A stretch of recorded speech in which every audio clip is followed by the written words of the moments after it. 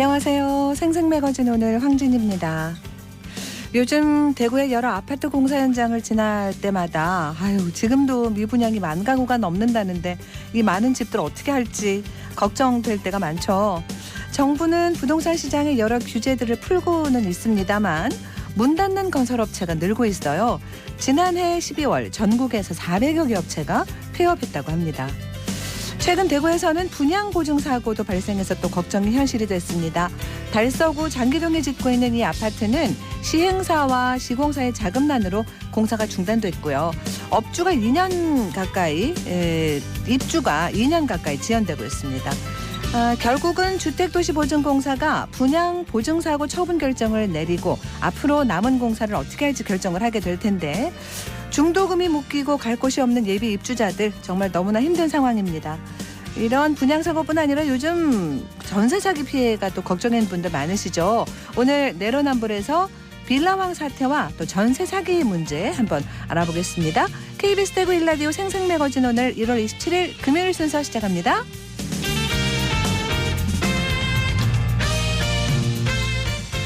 생생매거진 오늘은 대구와 경북 지역 및 모두가 함께하는 시사 정보 프로그램입니다. 오늘도 청취자 여러분 곁에 한 걸음 더 가까이 다가갑니다. 안동, 포항, 울릉 연결해서 날씨와 소식부터 전해드립니다. 안동입니다. 어제 내린 눈이 얼어 도로 곳곳에 살얼음이 끼는 곳이 많습니다. 미끄러운 곳이 많아서 조심히 이동하셔야겠고요. 현재 한파특보는 경북 북동산지를 제외하고 모두 해제됐습니다. 이 시각 안동 영하 4도, 예천 영하 3도를 기록하고 있고 낮 최고 기온은 안동 영하 2도, 예천 영하 1도 예상됩니다. 오후부터는 기온이 내려가면서 다시 한파특보 발효 가능성이 있겠습니다. 내일은 아침 기온이 영하 10도 이하로 떨어져 한파는 절정에 달하겠고요. 다음 주에는 점차 평년 수준을 회복할 전망입니다. 현재 대기가 매우 건조합니다. 산불 발생하지 않도록 불씨 관리 잘 해주시길 바랍니다. 예천군이 가축 전염병 발생을 선제적으로 차단하기 위해 2월까지를 가축 질병 특별 방역대책 기간으로 정하고 방역대책 상황실을 운영합니다. 구제역 예방을 위해선 4월과 10월 소, 돼지, 염소를 대상으로 일제 접종을 하고요. 영세 농가와 부녀자, 노약자 농가는 백신 접종반에서 예방 접종을 지원합니다. 취약 농가는 전담 공무원을 지정해 관리할 뿐만 아니라 정밀 검사 후 이상이 없어야 이동 승인서를 발급할 예정입니다. 지금까지 안동이었습니다. 이어서 포항입니다. 추위가 조금 누그러지나 싶으셨죠. 하지만 오늘 오후부터 기온이 다시 떨어집니다. 낮 기온 1도로 어제보다 5도가량 낮겠고요. 특히 내일 아침에는 대부분 지역에서 영하 15도 안팎이 예상됩니다. 주말에는 가급적 외출을 자제하시고 동파나 냉해 피해 없도록 대비를 잘 해주셔야겠습니다. 현재 경북 동해안 전역에 여전히 건조주의보 내려져 있습니다. 바람도 강하니까요. 불씨 관리 철저히 해주시기 바랍니다. 국내에 있는 나무 화석 중 최초로 포항 금광리 신생대 나무 화석이 오늘 국가지정문화재 천연기념물로 지정됩니다. 이 나무 화석은 지난 2009년 포항시 동해면 금광리의 한 도로공사 현장에서 발견됐는데요. 높이가 10.2m, 폭 0.9에서 1.3m로 우리나라에서 발견된 나무 화석 중 크기가 가장 큽니다. 특히 다수의 옹이와 나뭇결, 나이테 등 화석의 표면과 단면이 거의 원형 상태로 잘 보존돼 있는데요. 약 2천만 년 전의 한반도의 식생과 퇴적 환경을 이해할 수 있고 또 표면에서부터 중심부로 갈수록 화석화의 정도가 달라서 나무의 화석화 과정을 잘 보여주는 중요한 자료로 평가받고 있습니다. 문화재청은 다음 달 중 사전 예약자를 대상으로 문화재청 국립문화재연구원 천연기념물센터에서 이 포항 금광리 신생대 나무 화석을 특별 공개할 예정입니다.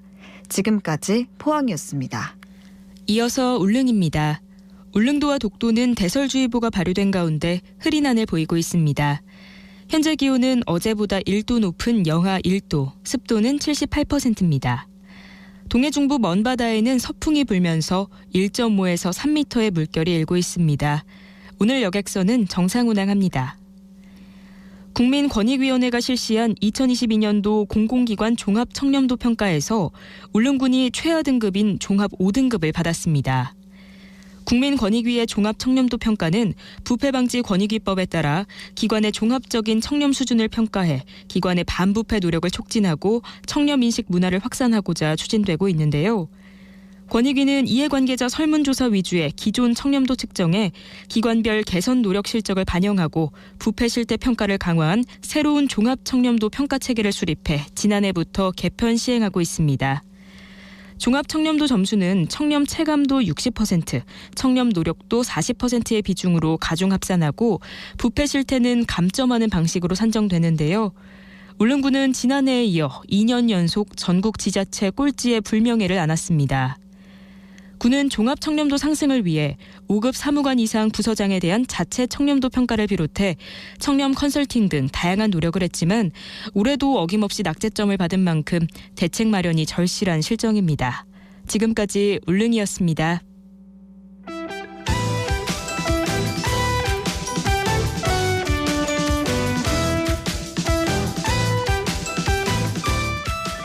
네, 오늘을 보는 키워드 뉴스 금요일에는 영남일보 정우택 기자와 함께합니다. 어서 오세요. 안녕하세요. 네, 자, 첫 번째 키워드는요. 네, 4등급입니다. 네, 4등급 어떤 얘기예요? 네, 국민권익위원회가 실시한 2022년 공공기관 종합청렴도 평가 결과가 나왔습니다. 네. 청렴도 평가와 부패 방지 시책의 평가를 종합해 가장 높은 1등급부터 5등급까지 나눠지는데요. 네. 대구시가 여기서 4등급을 받았습니다. 아이고, 그러면 5등급까지면 4등급이면 많이 낮은 거잖아요. 어떻게 된 걸까요? 네, 이번 종합청렴도 측정은 새로운 방식을 도입해 다각적인 평가를 한 것이 특징입니다. 지난 1년간 공직자와 국민이 참여하는 설문조사를 통해 청렴 체감도 점수를 도출하고 반부패 노력을 평가하는 청렴 노력도 점수를 더합니다. 네. 여기에 부패 사건 발생 현황을 파악해 부패 실태가 많으면 감점을 해서 최종 결과를 냅니다. 평가 결과 보고서를 직접 살펴봤는데 네. 대구는 국민 설문조사가 반영되는 청렴 체감도가 5등급, 청렴도를 높이기 위한 시책을 평가하는 청렴 노력도는 4등급으로 평가됐습니다. 네. 뭐 여러 가지 점수를 합산한 건데 전반적으로 점수가 좋지 못했다는 결론이네요. 다른 기관들은 궁금합니다. 네, 우선 대구경찰청은 종합청렴도 2등급으로 비교적 높은 점수를 받았습니다.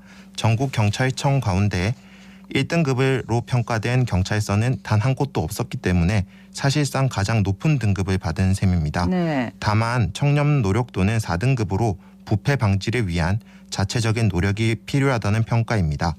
대구교육청 역시 2등급으로 분류됐습니다. 청렴 체감도는 3등급, 노력도는 2등급으로 평가됐습니다. 특히 부패 사건을 100% 자체 적발한 기관으로 가산점을 받은 것으로 파악됐습니다. 네. 이 밖에 대구시설공단의 경우 지난해 통폐합이 진행되면서 평가할 수 있는 기간이 짧아 등급을 별도로 발표하지 않은 것으로 전해졌습니다. 네. 자, 그러면 기초지자체들은 어떤지도 궁금합니다. 네, 북구청이 청렴 체감도 노력도는 물론 종합청렴도 1등급을 받아 눈길을 끌었습니다. 네. 달서구, 동구, 수성구, 중구는 2등급의 이름을 올렸고 서구와 달성구는 중간인 3등급으로 평가됐습니다. 한편 남구는 8개 기초지자체 가운데 가장 낮은 4등급을 받았습니다.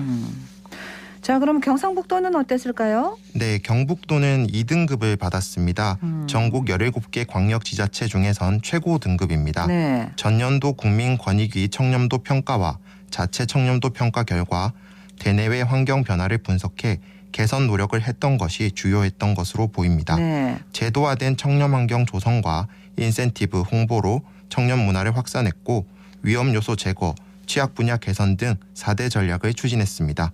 경북도에서는 경주시가 유일하게 1등급을 받았습니다. 네. 그러니까 이제 이렇게 뭐 결과가 나오면 아, 그랬구나 하고 그냥 넘어갈 게 아니라 왜 이런 결과가 나왔나를 좀 돌아보는 거, 그죠? 수학에서 검산이 제일 중요하니까 그런 계기를 꼭 삼으시면 좋겠습니다. 다음 키워드는요? 네, 실종 경보입니다. 네. 그 문자로 받는 그거 말씀하시는 거죠? 네, 맞습니다. 네. 관할 경찰서로부터 실종자를 찾는 문자 받은 기억 네. 있으시죠? 정부는 실종자 발생 시 적극적인 제보를 활성화시키기 위해 관련 정보를 휴대전화 메시지로 전송하는 실종 경보 제도를 시행하고 있습니다. 네. 기록적인 한파가 몰아쳤던 지난 25일 대구 남구에서 실종됐던 60대 장애인 남성 A씨가 실종 경보를 본 시민들의 제보로 무사히 가족 품에 돌아갈 수 네. 있었습니다. 아니 이 추운 연휴에 어떻게 된 일이었을까요? 네, 달서 경찰서 실종 수사팀에 따르면 A씨는 25일 오전 10시 45분쯤 발견됐습니다. 집을 나선 지 42시간이 경과한 시점이었습니다. 앞서 실종 신고를 접수한 경찰은 전날 2차례에 걸쳐 A씨의 인상착의를 알리는 경보 문자를 송출했는데요. 네. 별다른 성과가 없었지만 다음날 남구 서부정류장 인근 CCTV에 A씨가 걸어가는 모습이 포착되면서 다시 실종 경보 문자를 보냈습니다. 네. 때마침 문자를 유심히 본 한 시민이 경찰에 제보를 했고 남부경찰서 봉천지구대의 공조로 A씨는 무사히 가족들에게 인계됐습니다. 네. 어느 날부터 이 문자가 오던데 이렇게 되면 제보하고 확실히 효과는 크겠어요? 네, 맞습니다. 실종 문자를 보고 제보해 사건을 해결하는 사례가 많아졌는데요. 네. 아동은 물론 최근엔 의사소통이 힘든 치매 노인들의 실종이 늘어 우려가 큰데요. 배회 감지기가 있지만 보급률이 낮은 탓에 주거지를 이탈했을 때 실종자를 찾는 데 어려움이 따릅니다. 네. 경찰 관계자는 골든타임을 놓치게 되면 당사자가 탈진하고 건강에 이상을 초래할 수 있는 만큼 실종 경보에 시민들의 관심이 필요하다고 강조했습니다. 네. 다음 키워드는요? 네, LPG차입니다. 네. LPG차가 되게 인기가 많았어요. 비용이 적게 드니까 그죠? 네, 고유가 시대 대안으로 인기를 끌던 LPG 차량의 입지가 점차 축소되고 있습니다. 예. 지난해 12월 기준 대구 지역 LPG 차는 10만 4천여 대인데요. 전체 차량 대비 비율은 8.4%입니다. 10년 전인 2012년 13만 8천여 대, 점유율은 14%였던 것과 비교하면 감소세를 보이고 있는 건데요. LPG 차량 판매량도 눈에 띄게 줄었습니다. 한국자동차산업협회 통계를 보면 작년 11월까지 누적 내수 판매량은 전년 대비 12.8%포인트 감소한 것으로 집계됐습니다. 많이 줄었네요. 다른 어떤 차들로 환경적인 거 이런 걸로 바꿔서 그런 건가요? 네, LPG차를 대체할 수 있는 친환경차의 급부상이 LPG차 인기 하락의 주요 요인입니다. 네. 10년 전 대구의 친환경차 점유율은 0.3%에 불과했지만 현재는 6.8%로 뛰었습니다. 특히 고성능 전기차 보급이 확대되고 매력적인 신차 모델이 대거 출시되면서 이런 추세가 지속될 것으로 전망됩니다. 그래요. 그러니까 LPG를 넣으면 예를 들면 보통 넣는 경유나 휘발유 가스 반 정도 막 이렇게 해서 예전에 그렇게 탔잖아요. 이제 그렇지도 않다는 얘기죠? 네, 말씀하신 대로 이전에는 LPG 차를 타면 지출을 줄일 수 있다는 네. 이점이 크게 그럼요. 작용했는데요. 최근엔 체감 가격도 상승한 상태입니다. 1월 2주차 기준 LPG 충전소 리터당 비용은 평균 1,019원으로 휘발유 대비 65% 수준입니다. 통상 연비 차이 등을 고려하면 휘발유 대비 LPG 가격이 60%가 넘어서면 LPG 차량에 대한 선호도가 떨어지는 것으로 보고 있습니다. 맞습니다. 예. 자, 다음 키워드는요? 네, 농구 전용 경기장입니다. 네. 대구에 우리 한국가스공사 페가수스 농구단이 있습니다. 새로 짓는 거예요? 네, 대구시와 한국가스공사가 수성구 삼덕동 일원 2만 제곱미터 부지에 농구 전용 구장 건설을 두고 협의에 들어갔습니다.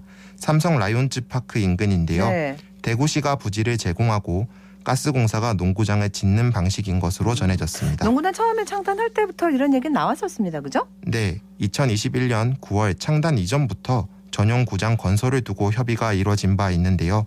부지가 마땅치 않고 예산 문제를 놓고 진척이 이뤄지지 않았습니다. 현재 사용 중인 대구체육관은 공간이 협소하고 건립된 지 50년이 경과해 노후된 시설로 인한 불편함이 큰데요. 또 다른 실내 종목 훈련 및 대회에도 차질이 빚어진다는 의견이 적지 않았습니다. 네. 그러니까 건립해야 한다는 데 대한 공감대는 있지만 사실 현실적으로 어려웠다 이런 건데 뭐가 좀 바뀌었나 봅니다. 네, 대구시와 가스공사 모두 강한 의지를 드러낸 것으로 알려졌습니다. 네. 홍준표 시장은 후보 시절 농구단 연고 협약을 공약으로 내걸었고 최근 공석이던 가스공사 신임 사장이 취임하면서 관련 논의가 급물살을 탔습니다. 네. 현재 국내에서 프로야구와 축구 전용 구장을 둔 도시는 있으나 농구장까지 갖춘 곳은 없는데요. 페가수스 농구장이 들어서면 대구는 축구, 야구에 이어 농구까지 3대 프로 경기장을 둔 유일한 스포츠 메카 도시가 될 것으로 기대하고 있습니다. 그래요. 기대됩니다. 자, 다음 키워드는요? 네, 더부살이입니다. 네, 더부살이 어디 얹혀 산다는 얘기인데 무슨 얘기예요? 네, 대구의 문화예술 관광정책 컨트롤타워인 대구문화예술진흥원의 단독 청사가 마련되어야 한다는 주장이 지역 문학의 일각에서 제기되고 있습니다. 전신인 대구문화재단도 출범 당시부터 단독 청사 없이 출범한 데 이어 진흥원도 통폐합 과정에서 또다시 더부살이 신세를 면치 못하고 있습니다. 이게 너무 뭐가 빠르게 막 진행하다 보니까 제대로 이런 걸 다 준비를 못했지 않나 그런 생각도 합니다. 청사가 예전에도 없었단 얘기예요, 그러니까? 네, 문화재단은 2009년 출범 당시 대구시 유형문화재 제48호인 중구 대봉동 옛 대구상업학교 본관 건물을 사무실로 사용했습니다. 이 건물이 정밀안전진단 용역 결과 D등급을 받아 건물에 대한 보수가 필요해지자 지난해 3월 말부터 삼덕동 한 건물 2개 층을 임차해 문화정책실, 경영지원본부, 시민문화본부 사무실로 사용했습니다. 일부 부서는 대구예술발전소, 도시철도 2호선 범어역이 있는 아트랩 범어로 뿔뿔이 흩어졌습니다. 이게 시내 여기 대구문화재단 시내 삼덕동 얘기하시죠? 네. 반월당 가는 거기 저도 본 것 같아요. 네, 거기 맞습니다. 맞죠? 예. 네, 근데 이제 부족해가지고 여기저기 나눠져 있군요. 그러면 진흥원은 지금 어떻게 운영하고 있는 건데요? 네, 문화재단을 포함한 6개 기관을 통폐합한 대구문화예술진흥원은 출범 직후 원장실과 일부 본부를 진흥원 소속인 대구문화예술회관으로 옮기려 했지만 네. 이마저도 여유 공간이 없어 난관에 부딪혔습니다. 우여곡절 끝에 최근에서야 원장실을 포함 일부 사무실이 문화예술회관에 둥지를 트게 됐습니다. 식당, 공연장 일부를 리모델링해 공간을 마련한 건데요. 대구 테크노파크에 위치한 관광본부는 삼덕동 임차 건물 1개 층을 사용하고 시민문화부도 같은 건물을 활용하고 있습니다. 그래요. 자, 좀 여러 가지로 불편함이 많을 수밖에 없겠네요, 그죠? 네. 네. 이 때문에 뿔뿔이 흩어져 더부살이를 하는 부서를 한 곳에 모을 수 있는 진흥원 단독 청사가 마련돼야 한다는 주장이 설득력을 얻고 있는데요. 네. 문화예술회관은 진흥원 산하시설인데 지금은 큰 집이 작은 집에 얹혀서 사는 어색한 모습이라는 지적입니다. 지자체 정책 기조가 예산 절감에 초점이 맞춰져 있어 당장은 힘들겠지만 장기적인 관점에서 봤을 때 단독 청사가 필요할 것으로 보입니다. 알겠습니다. 오늘 여기서 마무리할게요. 고맙습니다. 감사합니다. 강남일보 정우택 기자와 함께했습니다.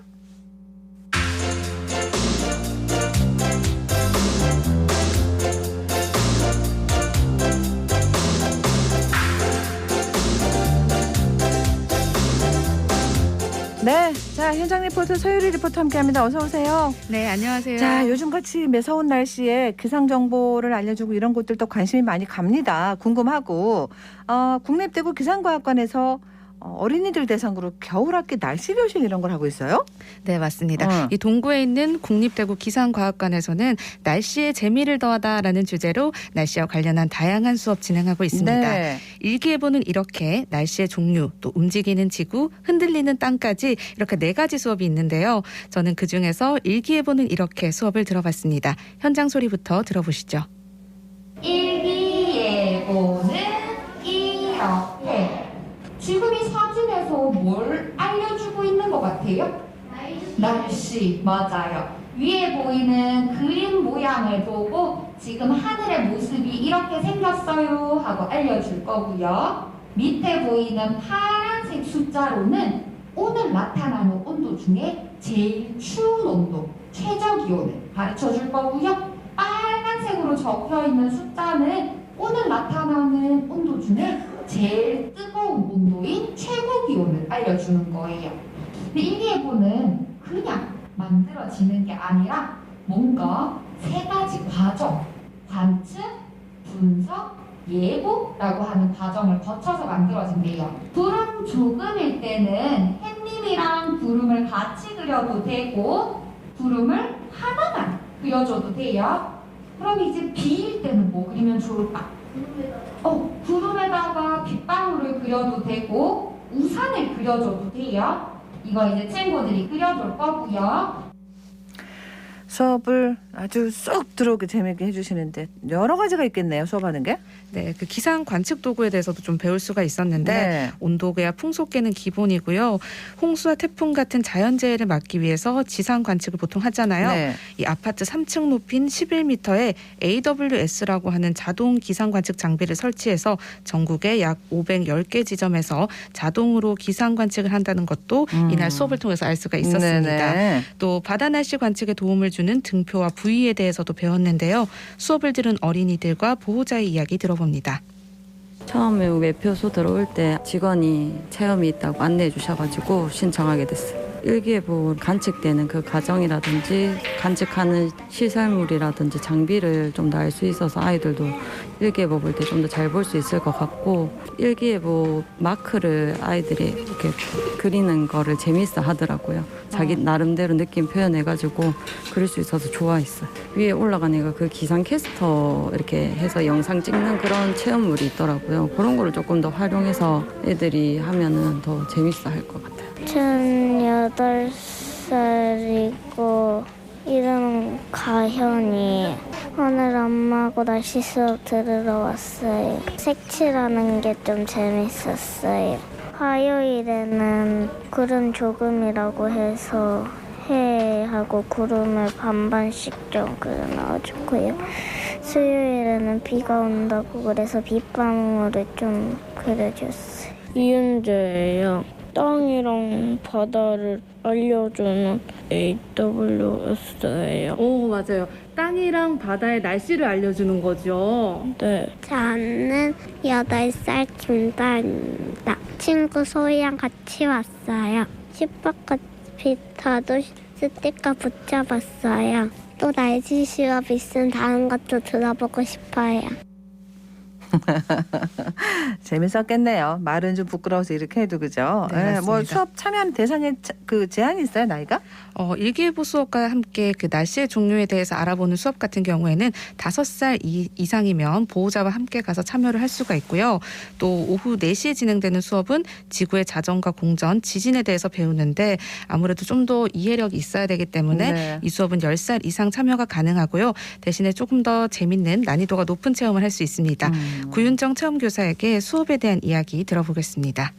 오늘 교육의 제목은 일기예보는 이렇게라고 해서 우리가 매일 듣고 있는 일기예보가 어떻게 만들어지고 친구들한테 어떤 도움을 주고 있는지를 알려주는 수업이었습니다. 보통 일기예보가 그냥 뭐 하늘만 쳐다보면 알 수 있다라고 생각을 많이 하시는데 날씨를 만드는 공기가 작은 힌트들을 주면서 변화하고 있기 때문에 그런 힌트들을 관측하고 이제 수치 예보 모델이라고 하는 엄청 복잡한 수학식에 넣어서 내일의 날씨가 어떻게 될지를 예상하고 계산해서 또 거기에 전문가들의 의견까지 더해져서 내일의 날씨를 알려드리고 있습니다. 어떻게 하면 친구들이 쉽게 내용을 알 수 있을까라고 해서 일기예보가 만들어지는 관측 과정, 분석 과정, 예보 과정들을 직접 스티커를 붙이고 색칠하면서 내용을 좀 쉽게 이해할 수 있도록 만들어 본 수업입니다. 이 수업 같은 경우는 5살 이상 친구들부터 들어올 수 있는 수업이다 보니까 만들기가 어렵거나 복잡한 것보다는 스스로 뭔가를 했다라는 성취감이 제일 중요한 것 같더라고요. 그래서 내가 색칠하고 내가 책 한 권을 만들었다는 걸 친구들이 제일 좋아하고 있습니다. 이번 겨울이 날씨가 뭐 추웠다 더웠다 좀 오락가락하면서 날씨에 대한 관심들이 많아지셨을 것 같은데 날씨가 뭔지 이 날씨가 어떻게 만들어지는지 궁금하시다면 저희 국립대구 기상과학관에 놀러 오시는 걸 추천드립니다. 많이들 놀러 와주세요.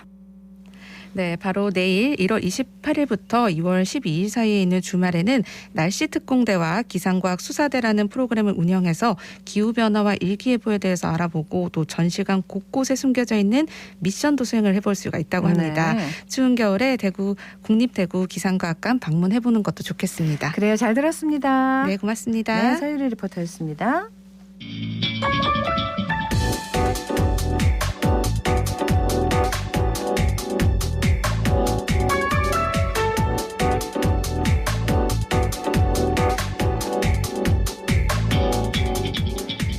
묻고 듣고 생각과 마음을 나누는 방송.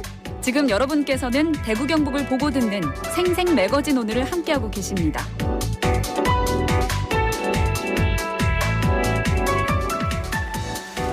자, 내로남불 최재현 변호사와 함께합니다. 어서 오세요. 네, 안녕하세요. 자, 최근에 그 빌라왕 전세 사기를 힘들어하시는 분들 너무너무 많았고, 네. 뭐 이분이 갑자기 뭐 세상을 떠나고 뭐 이래가지고 뭐가 복잡한 게 많았더라고요. 네, 맞아요. 네, 그리고 한두 분이 아닌 것 같고요. 네. 뭐 빌라왕 김모 씨 김모 다들 씨. 네, 들어보셨을 텐데 네. 수도권의 빌라랑 오피스텔을 총 1139채 소유하고 임대하고 있었고요. 또 강서구 빌라왕 정모 씨도 서울 등의 빌라를 240여 채, 또 청년 빌라왕이라고 불렸던 송모 씨는 인천에 58채를 소유하고 있었습니다. 네. 그 외에도 여러 사람들이 빌라 오피스텔을 수십 채에서 수천 채 소유하고 임대하면서 속칭 빌라왕이라고 불렸죠. 네. 네. 여러 사람들에게 피해를 줍니다. 그죠? 네. 네. 뭐 아까 방금 말씀하셨던 것처럼 그 1139채의 빌라와 오피스텔을 소유하고 임대하던 40대 김모 씨가 지난해 10월에 숨진 채 발견됐잖아요. 네. 네, 그러면서 전세 보증금을 돌려받지 못한 피해자가 대거 발생을 했는데 맞습니다. 당시 김 씨가 종합부동산세도 62억여 원이나 체납하고 있어서 실제 보증금 피해 규모는 1,000억 원 이상인 것으로 추정되고 있는데요. 문제는 이어 유사한 방식으로 다른 빌라왕들로부터 주택을 임차했다가 보증금을 반환받지 못한 피해자들도 다수 발생한 것으로 보입니다. 근데 이제 이게 단순히 보증금을 돌려주지 못하는 이런 게 아니라 전세 사기에 해당된다. 그죠? 구체적인 네. 수법이 어떻게 되는 거예요? 보통 신축 빌라에 대해서 매매 계약과 전세 계약이 동시에 진행이 되는데요. 네. 그러니까 아파트의 경우에는 인터넷 국토교통부 실거래가 조회를 통해서 시세를 한눈에 확인할 수가 그렇죠. 있는데 네, 신축 빌라나 오피스텔의 경우에는 아파트처럼 가격을 매기기 어렵다는 점을 악용하는 거거든요. 우선 건축주와 분양 상담팀이 부풀린 시세로 세입자가 먼저 전세 계약을 체결을 하고 이후에 보증금 반환 능력이 없는 바지 집주인에게 명의를 이전하는데 이 경우에 실거래가보다 전세금이 높은 이른바 깡통 전세가 네네. 발생하게 되거든요. 이후에 임대인이 후속 세입자를 구하지 못하거나 아니면 전세 시세가 하락을 해서 보증금을 반환하지 못하는 경우에는 그 피해가 고스란히 세입자에게 넘어올 수밖에 없는 구조입니다. 이거는 진짜 모르고 그대로 피해 있는다는 거잖아요. 그죠? 네, 맞습니다. 경찰이 수사를 하고 있을 텐데요. 네, 지난해 7월부터 전세 사기 특별 단속을 진행하고 있는데요. 지난 1일을 기준으로 총 399건, 884명을 검거했고 이 중에 무자본 갭 투자가 총 34명, 허위 보증보험은 493명, 공인중개사법 위반은 무려 181명이라고 합니다. 800여 명을 검거하다. 이렇게나 많은 거예요, 전세 사기가? 네, 그 과정에서 집주인 명의만 가지 이른바 바지 집주인을 앞세운 조직 범죄도 드러나고 있는데요. 네. 구체적으로 살펴보면 최근에 서울 강서구 화곡동에서 전세금 31억 원을 가로챈 이른바 화곡동 빌라왕 강모 씨가 구속돼서 재판에 넘겨졌고 네. 사기 공범 혐의를 받는 공인중개사 A씨와 동업자 B씨 등 2명도 불구속 상태로 재판에 넘겨졌습니다. 그리고 지난 13일에는 빌라왕들의 배후로 지목됐던 분양 컨설팅 업체 대표 A씨가 구속됐고 또 A씨를 비롯해서 명의자, 분양업자, 공인중개사 등 일당 78명이 추가로 검거됐는데요. 네. 이 A씨는 주택 240여 채를 임대한 뒤에 제주도에서 사망한 빌라왕 정씨의 범행에도 관여된 것으로 조사됐습니다. 네. 그리고 또 앞서서 숨진 40대 김모 씨의 전세 사기 사건과 관련해서도 분양 대행업자와 중개업자 등 16명이 사기 공범으로 추가 입건됐고요. 이걸 예방하는 방법이랄 게 딱히 뭐가 있을까요? 뭐 우선은 실제 시세보다 전세금이 높지 않은지를 먼저 확인하셔야 하는데요. 보통 이런 전세 사기가 부동산 컨설팅 업체를 끼고 하는 경우가 많기 때문에 부동산을 한 곳만 방문하지는 마시고 여러 곳을 방문하셔서 전세금과 매매 대금이 어떤지 또 주변 시세는 어떤지 비교해 보시는 것이 좋습니다. 현재 주택임대차보호법 개정안에서 표준 임대료 제도를 신설하는 내용을 포함하고 있는데요. 그 분양주택의 경우에는 최초 분양가 60% 이하의 금액을 표준 임대료로 설정하는 방안이라고 합니다. 계약서 쓰는 것도 참 잘 써야 되죠. 네, 그 계약서 작성하실 때 특약 사항을 좀 활용하시면 좋은데요. 맞습니다. 네, 만일 집주인이 체납액이 있다 이런 경우에는 세입자가 계약을 취소할 수 있고 계약금의 배액을 배상받는 것으로 한다 이런 내용이라든가 아니면 잔금일 이전에 매매를 하는 경우에는 임차인의 동의를 구해야 하고 만약 이를 어기면 전 소유자도 연대해서 보증금 반환 의무를 부담한다 이런 내용을 포함하시면 좋을 것 같습니다. 네. 근데 이제 그 전세로 들어갈 때는 저도 어릴 때도 기억했어요. 뭐 확정일자를 받는다. 설정이나 그 전세권 설정해야 된다 이런 거 많이 네. 하기는 하는데 네, 맞습니다. 그래도 못 받고 그러잖아요. 네, 우리가 전입 신고를 하고 확정일자를 받으면 효력은 그날이 아니라 그 다음 날 발생을 하거든요. 예. 그런데 은행에서 담보대출을 받으면서 저당권 설정하면 바로 그날 효력이 생겨요. 그렇다 보니까 확정일자 효력 발생하기 전에 담보대출을 받지 않도록 와. 하는 것이 중요한데요. 네. 그 공인중개사협회에서도 임대차 계약서 특약 항목에 세입자가 전입신고와 확정일자를 받기로 한 다음 날까지 집주인이 저당권은 담보권을 설정할 수 없다 이런 내용을 넣기로 했고요. 또 정부도 당장 이달부터는 집주인이 세입자 몰래 선순위로 담보대출을 받지 못하도록 시중은행에 확정일자를 확인할 권한을 부여하는 시범사업을 시작하기로 했습니다. 네, 그 보증금 받을 수 있도록 하는 그 정부가 보증하는 보험제도 이런 것도 있죠. 네네. 그 주택보증보험공사 허그에 전세보증금 반환 보증보험에 가입하시면 허그에서 세입자에게 전세보증금을 돌려주고 집주인에게 그 금액을 구상을 하거든요. 그래서 무엇보다도 이 전세보증금 반환 보증보험에 꼭 가입하시는 것이 중요합니다. 네, 아까 잠깐 얘기하셨습니다. 체납된 세금 있으면 이거 계약 취소하고 이렇게 할 수 있다는 얘기하셨어요. 네, 그 우리가 보증보험에 가입하지 않은 경우에는 경매를 통해서 보증금을 돌려받으셔야 네네. 되는데 사실 경매 대금에서 1순위로 변제되는 돈이 바로 세금이거든요. 그렇다 보니까 체납된 세금이 있는지 확인하는 것이 굉장히 중요한데요. 네. 그 전세 계약을 체결할 때 집주인에게 뭐 국세라든가 지방세 완납 증명을 요구해서 체납된 세금 없는지 확인해 보시는 것이 좋은데요. 네. 최근에 정부는 그 국세징수법 시행령을 개정을 해서 보증금이 1,000만 원이 넘는 임대차 계약을 체결한 세입자의 경우에는 임대차 계약일부터 임대차 개시일까지 집주인의 국세 체납액을 집주인의 동의 없이도 열람 가능하도록 했고요. 그래서 실제 열람은 시행령과 시행규칙 정비 작업이 마무리되는 4월 1일 이후부터는 가능해집니다. 네. 그 이제 그 담보대출 이런 거 집주인이 낸 거 이런 것도 확인을 잘 해야 되잖아요. 네, 그 보통 등기부 등본 확인하는 거는 부동산에서만 할 수 있다고 오해하시는 분들도 계시는데 그 인터넷 등기소 사이트에 접속하시면 누구나 주소만 알고 계시면 부동산 등기부 등본을 떼실 수 있는데요. 네. 그 정확한 이름은 등기사항 전부 증명서입니다. 크게 표제부, 을구 이렇게 세 부분으로 나뉘어 있는데 우선 표제부는 이 물건이 어떤 건지 나타나 있고요. 네. 그다음에 갑구는 소유자 관계, 그다음에 을구는 담보 관계를 확인하실 수 있어요. 그래서 계약하기 전과 계약한 다음 그리고 잔금 지급 후 항상 이 등기부 등본을 확인하셔서 혹시 내가 모르는 사이에 집주인이 바뀌진 않았는지 내가 확정일자를 받기 전에 담보대출을 받은 건 없는지 먼저 확인을 해보시기를 그렇습니다. 바랍니다. 네. 정부 차원의 대책은 뭐가 딱 있습니까? 네, 우선 국토부에서는 지난달 30일부터 전담팀 운영하고 있는데요. 적정한 전세 가격과 악성 임대인 명단 그리고 임대사업자 임대보증 가입했는지 여부 이런 정보를 확인할 수 있는 애플리케이션을 이달 중 구축해서 내놓겠다고 밝혔고요. 네. 또 기획재정부 역시 4월 1일부터는 집이 경매나 공매로 넘어가더라도 세입자의 확정일자보다 법정기일이 늦은 세금 그것보다는 세입자들의 보증금을 먼저 변제받을 수 있도록 제도를 개선했습니다. 그리고 또 앞서 말씀드렸던 것처럼 당장 이달부터 집주인이 세입자 몰래 선순위로 담보대출을 받지 못하도록 시중은행에 확정일자를 확인할 권한을 부여하는 시범사업을 시작하기로 했고요. 예. 그리고 이제 이미 피해를 입은 분들이 어떻게 할 거냐 이게 문제잖아요. 네, 우선 허그 내에 전세 피해 지원센터를 설치하고 임시 거처를 제공하기로 했고요. 또 저리로 긴급 자금 대출이 가능합니다. 또 최근 은행권에서도 세입자들을 위해서 최장 4년까지 대출을 연장해주기로 했고, 또 전세 피해를 본 피해자들을 대상으로 해서 1억 6천만 원까지 연 1%대 금리로 돈을 빌려주는 전세 피해 임차인 버팀목 전세자금 대출 취급은행도 확대됩니다.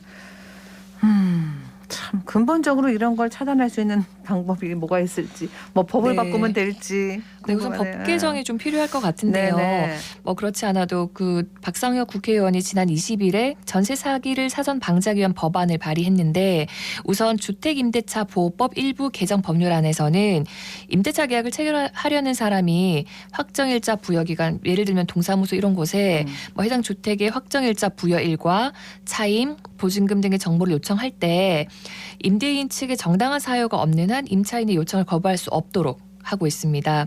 그리고 임대인이 임차주택을 매매하려는 경우나 아니면 어쨌든 임대차 계약 이후에 해당 주택의 등기부 등본상의 변동사항이 발생한 경우에는 임차인에게 그 사실을 지체 없이 꼭 통지하도록 하고요. 네.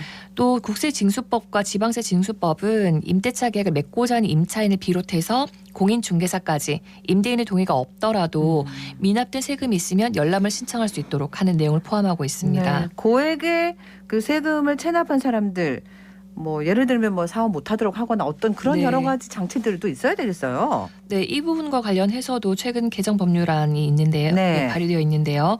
김민철 의원이 세금을 고액 상습 체납한 사람의 임대사업자 등록을 막고 또 등록을 했더라도 등록된 임대사업자가 임대업 중에 고액의 세금을 상습적으로 체납하면 등록을 말소하도록 민간 임대주택에 관한 특별법 일부 개정 법률안을 대표 발의했습니다. 네. 개정안이 통과되는 경우에는 피해를 방지하는 데 좀 도움이 될 것 같습니다. 이게 문제가 딱 생겼을 때 일단 세입자들의 보증금부터 어떻게 좀 돌려받을 수 있도록 하는 이런 것도 좀 필요하죠.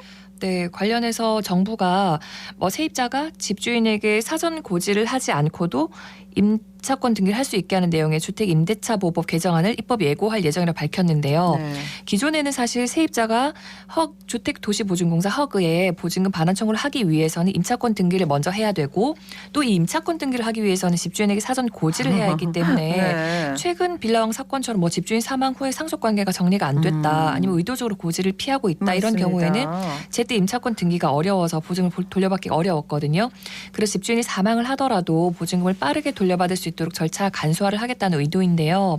물론 사기범들의 처벌도 중요하지만 정부 여러 대책을 통해서 전세 사기를 최소화할 수 있을지를 맞습니다. 한번 기대해 봐야 할 것 같습니다. 알겠습니다. 오늘 여기서 마무리할게요. 고맙습니다. 감사합니다. 최지은 변호사의 내로남불 전세 사기 피해 줄이는 방법 알아봤습니다.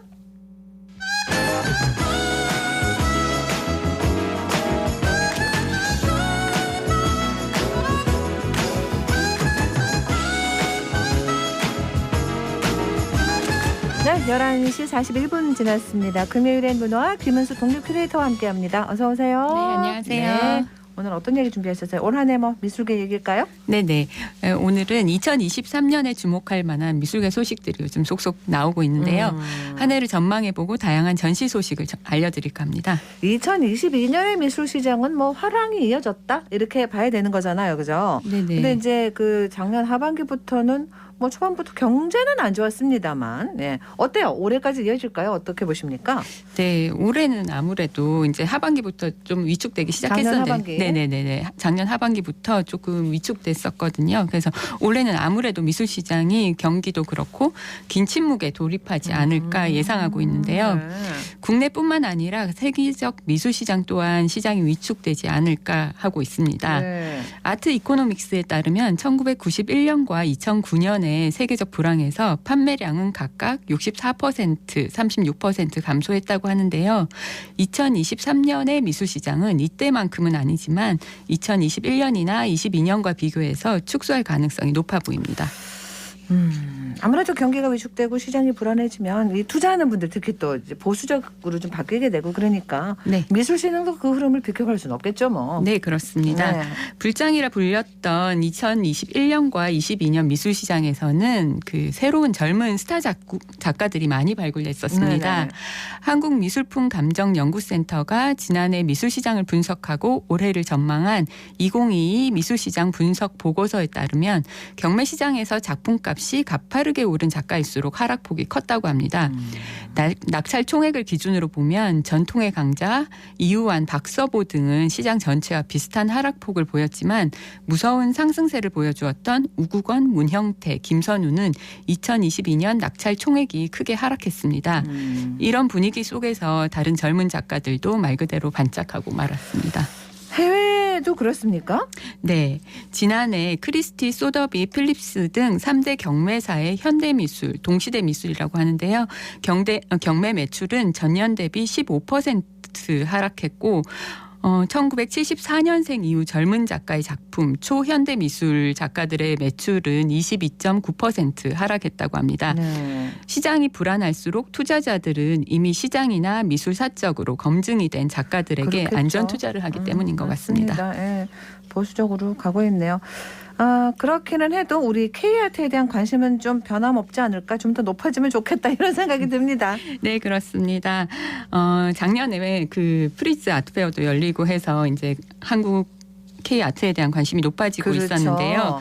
해외 미술관에서 한국 미술 기획전을 여는가 하면 국내 미술관에서 열렸던 전시가 해외로 수출도 되고 있습니다. 특히 글로벌 미술계의 중심부인 미국과 유럽 소재 미술관들도 한국 미술과 작가들을 주목하기 시작했습니다. 네. 올해 9월에는 미국 뉴욕 구겐하임 미술관에서 한국의 현대 미술을 소개하는 전시 한국 실험미술 1960-1970이 열립니다. 국립현대미술관과 구겐하임 미술관이 공동으로 기획한 전시인데요. 5월에 먼저 서울에서 소개하고 같은 전시가 9월 뉴욕 구겐하임 미술관에서 진행됩니다. 현재 열리고 있는 전시도 있습니까? 네, 미국 LA 카운티 뮤지엄 라크마라고 하는데요. 그곳에서 지난해 9월부터 진행 중인 사이의 공간 한국 미술의 근대전은 1897년부터 1965년 시기 한반도에서 제작된 작품 130여 점을 선보이고 있습니다. 네. 한국이 세계 최고의 문화 강국으로 계속해서 떠오르고 있는 이때 이 작품들은 우리가 알아야 할 한국의 모더니즘이라고 평가받는 등 현지의 찬사를 받았다고 합니다. 그래요. 프리즈 서울 얘기도 하셨습니다만 해외에서 온 분들 그 슈퍼 갤러리들 네네. 한국 작가에 관심이 많았다고요? 네. 지난해 또 서울의 해외 유수의 갤러리들이 지점을 개관하면서 국내 작가 발굴에 더 박차를 가하고 해외 메이저 갤러리에서 국내 작가들의 전시가 잇따라 개최되고 있습니다. 지난해 말 중국 상하이에서는 이배 작가, 또 미국 판비치에서는 김택상 작가의 전시가 열렸고 네. 파리에서는 올해 1월 7일부터 한국 현대미술의 거장 윤형근 화백의 개인전이 열리고 있습니다. 또 지난해 하반기 상하이에서 개인전을 연 우리 지역 작가 남춘모 작가는 현재 프랑스에서 또 전시를 열고 있습니다. 그래요. 그리고 올해 가을 9월에는 뉴욕에서 이건용 작가의 개인전이 대대적으로 예정돼 있어 큰 관심을 모으고 있습니다. 기대됩니다. 이렇게 이어지면 좋겠습니다. 올해 미술계 풍향계는 어디를 향하고 있을까요? 네. 한국 미술 시장이 화랑이었던 2022년이 아트페어와 갤러리의 해였다면 2023년은 비엔날레와 미술관의 해가 될 것 같습니다. 최근 2년간 많은 분들이 미술에 관심을 갖게 되셨잖아요. 시장을 찾는 대신 많은 분들이 안목을 충족시킬 새로운 예술을 찾아 대형 비엔날레와 귀한 미술관 전시를 찾으실 것 같습니다. 이에 부합하듯 올해는 에드워드 호퍼부터 김환기까지 명성이 자자한 거장전과 다채로운 비엔날레가 관람객들을 기다리고 있습니다. 시작은 뭡니까? 네. 미술계의 악동 마우리치오 카텔란인데요. 1월 31일부터 리움 미술관에서 개인전이 열립니다. 네. 카텔란은 위트와 역설적 유머, 종교, 정치, 사회활동, 미술계에 이르기까지 기존 건의에 대한 풍자적인 작업을 하는 이탈리아 작가입니다. 네. 바나나를 테이프로 벽에 붙여준 작품 코미디언을 누군가 먹어버리는 해프닝으로 유명해지기도 했는데요. 네네네. 국내 첫 개인전이자 2011년 구겐하임 회거전 이후 가장 큰 규모의 개인전이라고 합니다. 그렇군요. 그러니까 바나나를 왜 먹었을까? 그죠? 네네. 네. 이때 수많은 패러디를 많이 맞습니다. 나왔었는데요. 네. 2019년 아트바젤 마이애미에서 깜짝 놀랄 만한 일이 일어났는데요. 유명 갤러리인 페로텐 갤러리의 벽에 흔한 일반적인 그 슈퍼에 산 바나나를 테이프로 벽에 붙여서 3개의 에디션을 만들고 2개의 에디션이 각각 1억 4천만 원에 판매됐는데요. 네. 그 작품을 다른 아티스트가 배가 고프다면서 떼서 먹어치운 다른 거죠. 아티스트가. 네네. 아하. 갤러리 관계자는 다시 또 다른 여분의 다른 바나나를 붙여서 설치하면서 원래 이 바나나는 사라졌지만 예술 작품이 파괴된 것이 아니라면서 네. 바나나 자체가 아닌 개념이 예술이라고 말했죠. 작품 설치에 대한 정확한 지시사항이 포함된 정품 인증서를 작품 구매자가 소유하는 것이기 때문이라고 했는데요. 네네. 이 해프닝 이후 이 작품의 마지막 3번째 에디션은 값이 올라서 1억 7,500만 원에 팔렸다고 합니다. 어떻게 보면 개념 만들기 나름이다. 또 이런 네네. 생각도 들기도 합니다. 네네. 네. 최근에 또 이건희 컬렉션 그 SNS에 보니까 다녀오신 분들이 많이 포스팅을 또 그쵸. 하시더라고요. 네. 이제 호암미술관도 재개관합니까? 네. 경기도 용인의 호암미술관은 한동안 닫혀 있었죠. 네. 1년여의 리노베이션을 끝내고 올해 4월 김한기 회고전으로 재개관을 합니다. 여기 놀이공원 옆에 있는 거 맞죠? 네, 맞습니다. 예전에 갔던 기억이 나는데. 예. 네네. 작가의 40년 예술 여정을 되짚으면서 90여 점의 작품을 선보일 이번 전시는 국립현대미술관의 이건희 컬렉션으로 기증된 여인들과 항아리, 또 리움미술관의 소장품 영원의 노래를 비롯해서 한국 미술품 거래 사상 최고가 기록을 세운 우주 등 김한기의 명작을 한자리에 모두 선보일 예정이라고 합니다. 그리고 재개관전이라고 하니까 더 신경을 쓸 것 같아서 기대가 됩니다. 재개관하고 처음 하는 전시니까 네네. 신경 많이 쓰시겠고 이런 건 한번 가보면 또 꼭 기억에 남죠. 네.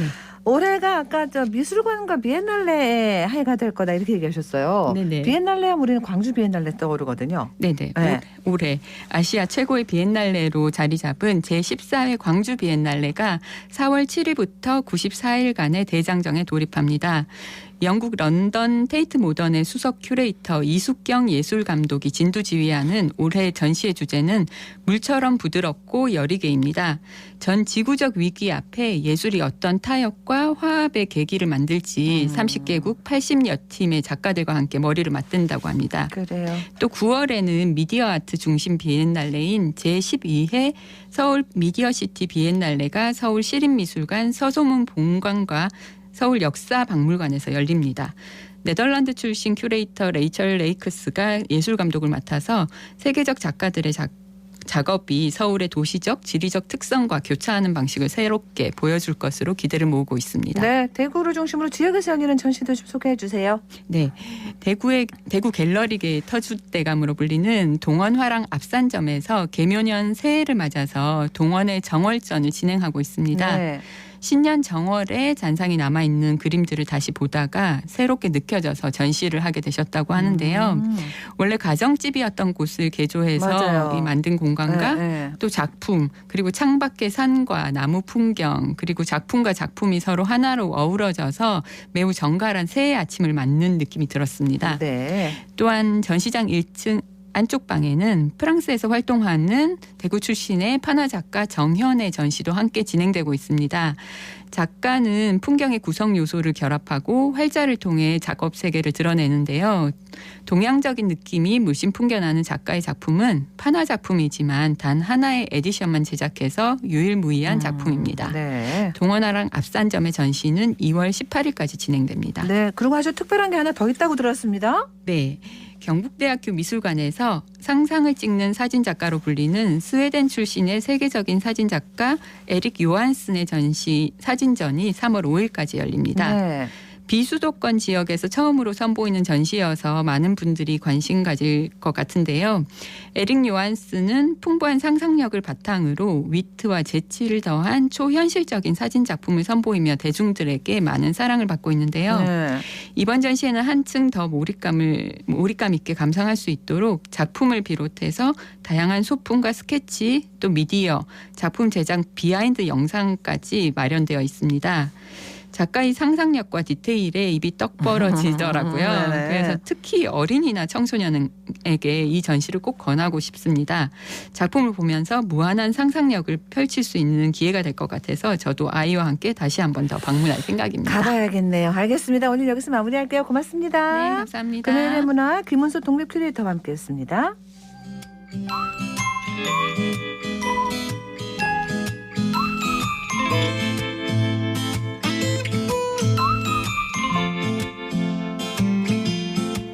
저절로 내게 눈이 가 네가 입은 옷 무늬가 눈에 띄는 것도 아닌데 온종일 다른 일을 하고 있는 중에도 이 사람 참 괜찮단 말이야. 이 행동 하나하나에 다 들렸다 놨다 해. 나 이리 자주 웃는 사람이 아닌데 돌아보면 너 때문에 당한 것도 많아. 그 모든 게 하나하나 다 싫지만은 않아. I love you, 사랑해, 널 보는 날이면 둘만 만나는 날이 아닌데도 너에게만 잘 보이려고만 그래 난 그래.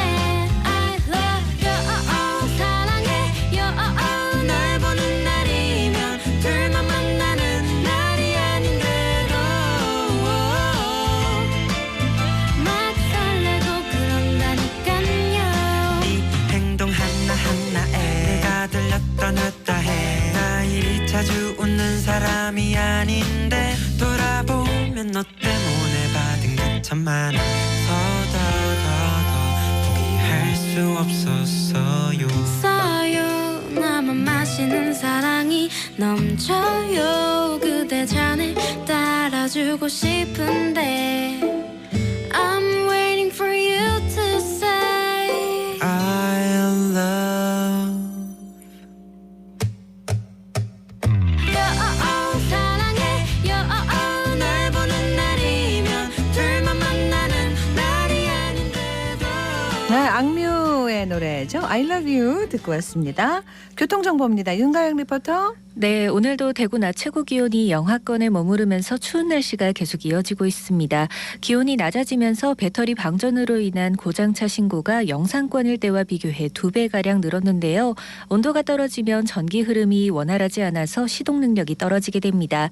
하루 10분 정도는 시동을 걸어 배터리를 충전하시는 것이 좋겠습니다. 시내도로 쪽으로 낙하물이 있어 주의하셔야겠는데요. 칠곡 팔달교에서 신천대로 상동교 방향으로 좌회전해서 신천대로 진입하자마자입니다. 2차로 쪽에 낙하물이 떨어져 있어서 주의하셔야겠습니다. 달고발대로 수성교에서 반월당 내거리 방향으로 서행으로 이동하고요. 고속도로 정보 전해드립니다. 중부내륙고속도로는 양방향으로 성서 나들목 구간으로 차간 간격 좁히면서 이동하고 경부고속도로 서울 방향으로는 경산 나들목 쪽으로 속도 약간 줄이면서 이동합니다. 중앙고속도로 부산 방향으로도 흐름 좋습니다. 지금까지 이 시각 교통정보였습니다. 요즘 어디서나 난방비 걱정이 정말 많습니다. 근데 영세사업자나 복지시설은 또 더 힘든 상황이라고 하죠. 날씨가 좀 풀리면 좋겠는데 뭐 주말 한파 내일 또 다시 뭐 영하 10도까지 내려가고 다음 주도 보니까 아침에 계속 영하더라고요. 칼바람 불면 더 체감 온도가 춥게 느껴지는데 한파 대비도 잘하고 따뜻하게 건강도 좀 잘 챙기셔야겠습니다. 1월 27일 금요일 생생매거진 오늘 여기까지입니다. 함께해 주신 여러분 고맙습니다.